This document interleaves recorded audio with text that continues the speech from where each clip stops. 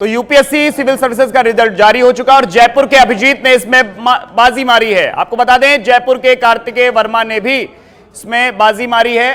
तो UPSC civil service का जो रिजल्ट है वो जारी हो चुका है और इसमें जयपुर की बात करें तो जयपुर के अभिजीत और कार्तिकेय वर्मा ने इसमें बाजी मारी है।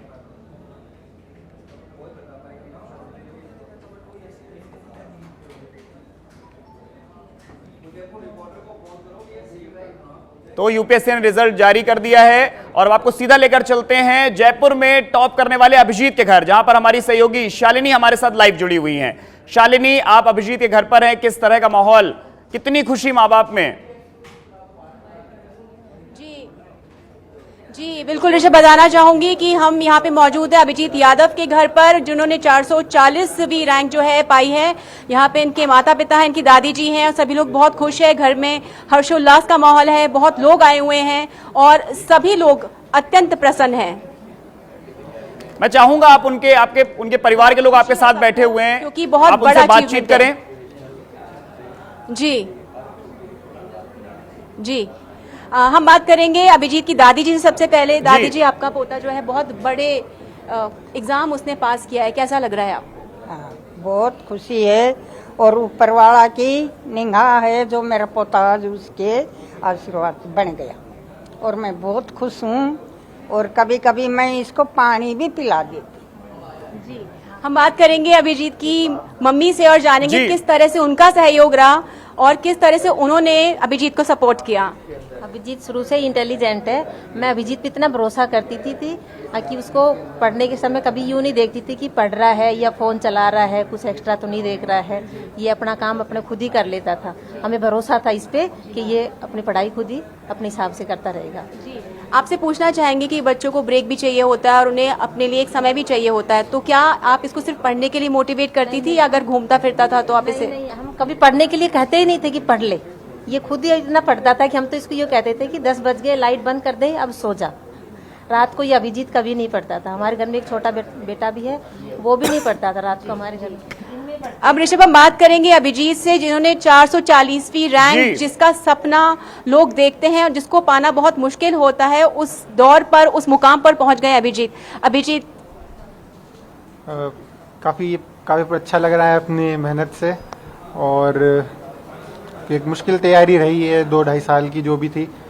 इसमें बाकी लोगों को मैसेज मैं ये देना चाहूँगा कि आप अपनी तैयारी के लिए थोड़ा रिस्पॉन्सिबल रहें, अपने एक्शंस के लिए थोड़ा रिस्पॉन्सिबल रहें और ज़रूर से रिजल्ट आएगा यदि आप मोटिवेटेड हैं और कंटिन्यूसली मेहनत करते जा रहे हैं, अपनी मिस्टेक्स को इम्प्रूव करते जा रहे हैं, तो रिजल्ट कहीं दूर नहीं है। जी अभिजीत, आपने सेकंड अटेम्प्ट में जो है इसको क्लियर किया है, जो फर्स्ट अटेम्प्ट में आप नहीं क्लियर कर पाए तो आप डिमोटिवेट हुए और किस तरह से अपने दोबारा तैयारी शुरू की? फर्स्ट अटेम्प्ट जब का रिजल्ट नहीं आया था तो उसके बाद घर वालों का पूरा सपोर्ट रहा कि उन्होंने मुझे किसी भी समय ये नहीं महसूस होने दिया कि मैं वर्थलेस हूँ या मैं नकारा हूँ कि ये नहीं कर पाया। और इसमें साथ ही साथ में दोस्तों का भी बहुत रोल रहा कि उन्होंने जिस हिसाब से मेरे साथ रहे वो काफ़ी पॉजिटिव एनर्जी रही।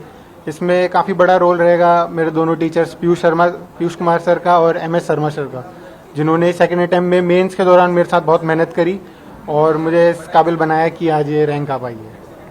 अभिजीत, आपने IIT BTech किया और उसके बाद में आपने UPSC का सोचा, तो किसने आपको मोटिवेट किया और आपने क्या सोचकर कि आपको लगा आपको देश के लिए भी कुछ करना चाहिए? क्या मोटिवेटिंग फैक्टर्स रहे आपकी लाइफ में? कोई एक फैक्टर नहीं है। मेरे नाना जी जब मैं छोटा था तब कहते थे कि IAS बन जाना, तो मुझे लगा था कि हाँ चलो ऐसा भी कुछ आगे किया जा सकता है। तो जब कोरोना काल हुआ तो मुझे लगा कि ये आपदा को अवसर में बदलने का टाइम है, अगर आपको हमें एक मौका मिला है। मेरा दिमाग हमेशा से इस तरफ रहा है क्योंकि हमने अपने पिताजी को देखा है सिविल सर्विसेज में काम करते हुए। फिर मैंने इसी कारण तैयारी चालू करी और फिर घर वालों का लगातार साथ रहा। उन्होंने कभी ये नहीं कहा कि तूने इतनी बड़ी नौकरी छोड़ दी या ये क्यों कर रहा है, पैसे ऐसे लिया। इस हिसाब का मेरे पर कभी कोई प्रेशर नहीं था, तो मैं अपने एक चित एकांत मन से पढ़ पाया। बात करेंगे अभिजीत के पिताजी से। सर, पिता का अपनी एक बहुत महत्वपूर्ण भूमिका होती है, बहुत बड़ा रोल होता है। किस तरह से आपने अभिजीत को मोटिवेट किया, किस तरह से आपने उसे इंस्पायर किया? Since from is schooling actual में काफ़ी इंटेलिजेंट बच्चा था। हमें उसी समय से हमने ये था कि ये निश्चित रूप से कुछ ना कुछ करेगा। IIT बॉम्बे में BTech कंप्यूटर साइंस से करने के बाद इसने जब ये डिसाइड किया कि मुझे UPSC की तैयारी करनी है, तो हमने ये कहा कि दोनों चीज़ों में से एक ही तय करना है, या तो आप अपनी जॉब करो या फिर डेडिकेशन के साथ इन्होंने यूपीएससी की तैयारी की। अपना 30 to 33 लाख का पैकेज ड्रॉप किया, बिना किसी एजिटेशन के इन्होंने तैयारी की। एकाग्रचित होकर कम से कम 10 से 12 घंटे की डेली पढ़ाई की। इनके कुछ अच्छे जो सर रहे उनका अच्छा योगदान रहा। मेरी मिसेज का बहुत ज़्यादा योगदान है इस मामले में। मेरा इतना बड़ा योगदान नहीं है, बीइंग ए पुलिस ऑफिसर मैं वो नहीं कर पाया जो करना चाहिए। हमारी मिसेज लगातार हर मिनट इसके साथ लगी रही। अभिजीत, जब पहला अटेम्प्ट आप क्लियर नहीं कर पाए तो उस समय आपको कैसा लगा, किस तरह से फैमिली ने सपोर्ट किया?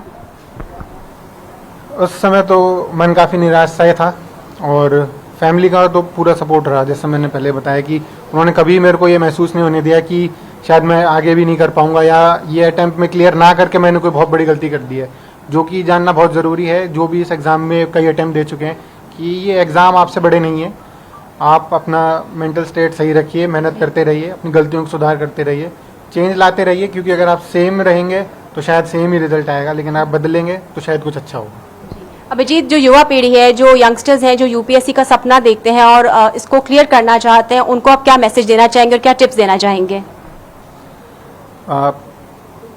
टिप्स के लिए तो आप कहीं से भी तैयारी करें, पर आप रिस्पॉन्सिबल रहिए अपने एक्शंस के लिए, कि आप जो भी पढ़ रहे हैं उसको रिवाइज करते रहिए। क्यों पढ़ रहे हैं, ये एग्ज़ाम में आता है नहीं आता है, एग्ज़ाम से एकदम आप फेमिलियर रहिए।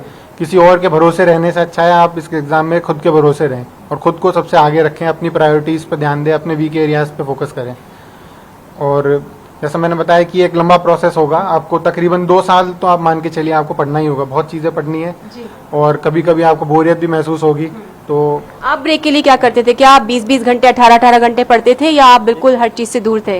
ना, पढ़ाई तो सिर्फ मैं दिन में ही करता था, कब 10 से 12 घंटे की नॉर्मली हो जाती थी। बीच में फ़ोन चला लिया और खाते टाइम कुछ शोज़ देख लिए, टीवी देख लिया, इस टाइप्स का। इस तैयारी या जब आप करेंगे तो आपके कई इंटरेस्ट ऐसे जग जाएंगे जो आपको पता नहीं होगा। कि अगर आप थोड़ा आर्ट एंड कल्चर पढ़ेंगे तो आपका मन करेगा कि भाई अगर आसपास घूम के भी आ जाए, जयपुर में ही कई ऐसी चीज़ें दिख जाएंगी जो पहले नहीं पता होंगी।